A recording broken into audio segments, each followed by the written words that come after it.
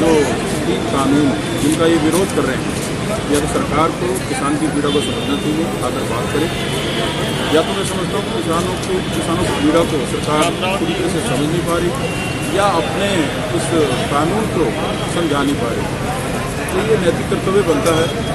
मैं अपील करूँगा माननीय कि जनता को बहुत उम्मीदें थी, उस उम्मीदों से ही उनको प्रधानमंत्री चुना गया था, और प्रजातंत्र के इस लोकतंत्र के देश में सबको अपनी बात कहने का अधिकार है। और जिस कानून से किसान संतुष्ट नहीं है, जिस कानून की उनको ज़रूरत नहीं है, वो खुद कह रही है, तो आप जबरदस्ती उस कानून को। मैं यही अपील करूँगा केंद्र सरकार से कि जैसे भी इस समस्या का, इस जो आंदोलन का हल निकालें और किसानों को समझाएं, नहीं तो अपने तीनों कानून ये वापस लें। इसकी ज़रूरत मुझे लगता है, जैसा कि अपने किसान भाइयों ने बोला है कि उनको ज़रूरत नहीं है तो रोकना नहीं चाहिए, वापस लें। कल भारत बंद है, 8 तारीख को, आपका भारत बंद चल रहा है? हमने अपने पार्टी लेवल पे और उसके अलावा भी जहाँ जहाँ हमारे संपर्क हैं, हमने सभी जगह ये अपील की है।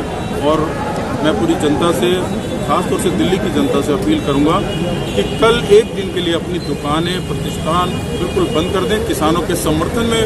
और मैं कहूँगा समर्थन नहीं, बल्कि किसानों के, अन्नदाता के सम्मान में। जिस तरह के हम अपने भगवान के लिए भगवान को मानते हैं, इसी तरह से अन्नदाता भी हमारे लिए भगवान से कम नहीं है। फिर महाराष्ट्र सरकार का क्या स्टैंड रहेगा? आपकी सरकार है, वहाँ से क्या रोड रहेगा? समर्थन किया है माननीय पक्ष प्रमुख उद्धव साहब ठाकरे जी ने, पूरा समर्थन किसानों को। तो महाराष्ट्र में भी बंद देखने को मिलेगा? क्यों नहीं मिलेगा, बिल्कुल। पूरे देश में जब समर्थन किया तो पूरे देश में रहेगा ना प्रभाव। तो महाराष्ट्र पे अलग थोड़ी ना देश। सर, महाराष्ट्र में देश की अलग नहीं बात कर रहे, मैंने केवल महाराष्ट्र आपकी सरकार की बात करी। तो क्या सर? हाँ, तो रहेगा। दूसरी चीज सर, 9 तारीख को दोबारा से फिर वार्ता हो, उसमें क्या भूमिका रहेगी सरकार की और आप? वो तो समय बताएगा। पीछे भी बातें हुई, मीटिंग्स हुई, लेकिन विफल रही हैं। सरकार बिल्कुल, मुझे लगता है कि जैसे कि घुमा रही है किसानों को।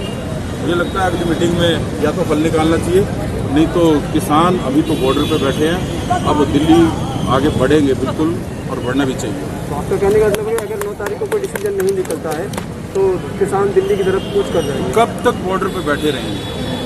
कब तक बैठे रहेंगे?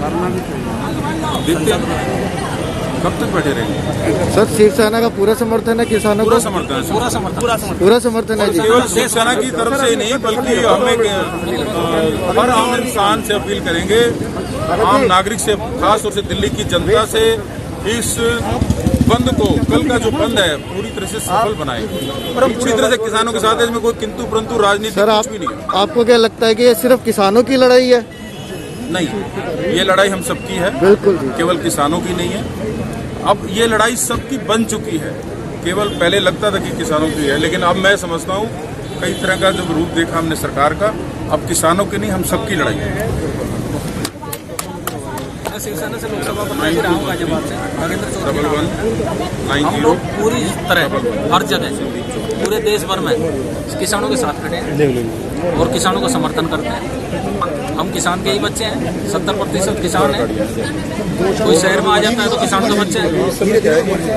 अभी मिलने आए हैं।